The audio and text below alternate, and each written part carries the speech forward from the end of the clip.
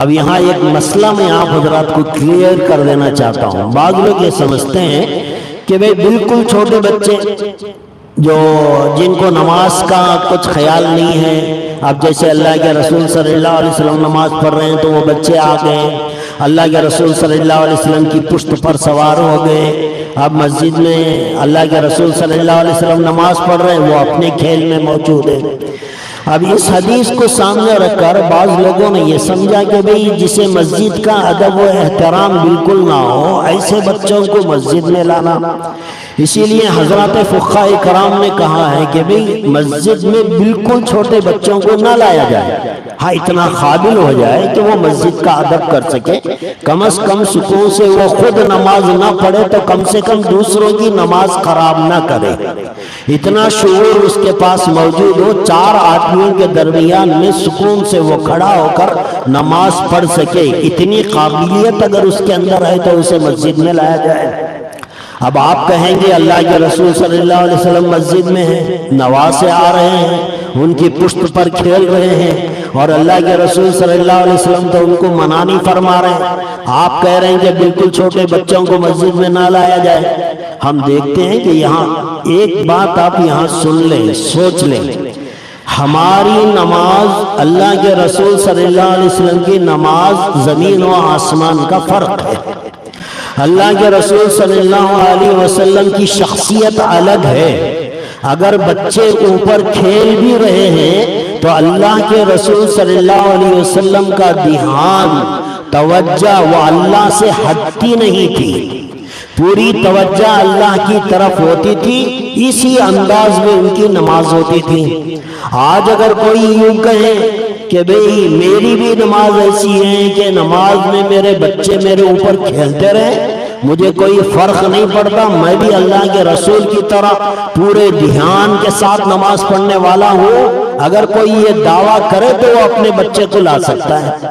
لیکن ظاہر سی بات ہے کہ ہماری نمازیں کہاں ہیں ایسی جو اتنے پورے دھیان کے ساتھ ہو۔ اسی لیے فقہاء کرام نے مسائل یہ بتائے کہ نماز ایک اللہ کی بہت بڑی عبادت ہے، پوری توجہ، پوری یکسوئی، پورے دھیان کے ساتھ پڑھنے کی ضرورت ہے۔ اسی لیے حضرات علماء کرام نے ان تمام چیزوں کو منع کر دیا جو انسان کی نماز میں خلل ڈال سکتے ہیں۔ مثال کے طور پر آدمی کو پیشاب آ رہا ہے، یہ نہیں کہا کہ بھئی تو پہلے نماز پڑھ لے بعد میں پیشاب کر لینا، نہیں، فقہاء نے کہا پہلے اطمینان سے استنجا کر لے، پیشاب کر لے، سکون سے وضو بنا لے، پھر آگے نماز پڑھنا، بھلے سے تیری جماعت چھوٹ جائے کوئی فرق نہیں پڑتا، جماعت کو حاصل کرنے کے لیے پیشاب کو کنٹرول کر کے آگے نماز پڑھنا اس کی اجازت نہیں دی گئی۔ کیوں نہیں دی گئی؟ پیشاب کو کنٹرول کرے گا پھر نماز میں آ کر کھڑا ہوگا تو یہ پیشاب تیرے لیے مصیبت کا ذریعہ بنے گا، تیری نماز میں سکون اور اطمینان نہیں آ سکتا، تیرا دھیان نماز سے ہٹ جائے گا، اس پیشاب کی وجہ سے تیرے اندر بے چینی، بے قراری رہے گی، تو اس طرح بے چینی، بے قراری کی حالت میں تیرا نماز پڑھنا درست نہیں ہے۔ تو اسی لیے پہلے استنجا کو جائیں، اچھی طرح اطمینان کر لیں، پھر مسجد میں آئیں۔ بھوک لگ رہی ہے انسان کو، جماعت کا ٹائم ہو گیا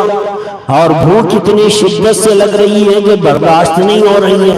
ایک طرف بھوک ہے اور ایک طرف جماعت کی نماز ہے۔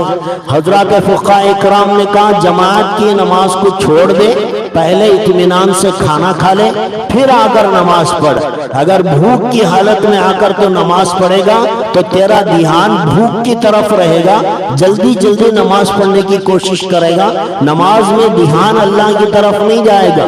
تو وہ ساری چیزیں جو انسان کو نماز میں خلل ڈالتی ہیں، حضرات علماء کرام نے کہا کہ ان ساری چیزوں سے اپنے آپ کو بچاؤ۔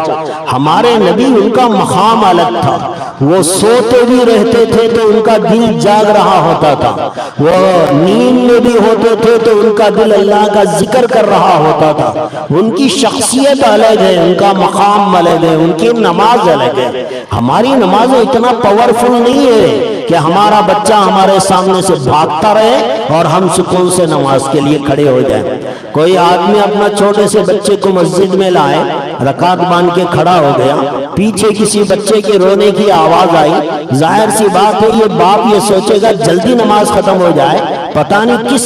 کس بچے نے میرے بچے کو مار دیا ہے، میرا بچہ رو رہا ہے، اب اس کے رونے کی وجہ سے اس کی نماز میں خلل پڑے گا۔ اسی لیے علماء اور فقہاء نے کہا کہ ایسے معصوم بچے جو بالکل جو ہے ادب و احترام سے ناواقف ہوں، اتنے کمزور ہوں، تو ایسے بچوں کو لا کر خود کی نماز بھی خراب نہ کریں، دوسروں کی نماز بھی خراب نہ کریں۔ تو اللہ کے رسول صلی اللہ علیہ وسلم کا اپنے نواسوں کے ساتھ جو سلوک تھا وہ ان کا مقام تھا، ان کی نماز ایسی تھی کہ کوئی چیز ان کو نماز میں دخل اندازی پیدا نہیں کر سکتی تھی، لیکن ہماری نمازیں ایسی دھیان والی، ایسے توجہ والی ہماری نمازیں نہیں ہیں۔ تو لہٰذا یہ مسائل کو اپنے ذہن میں رکھیں۔ درمیان میں جب بچوں کی بات آ گئی تو میں نے یہ مسئلہ آپ کے سامنے کلیئر کر دیا۔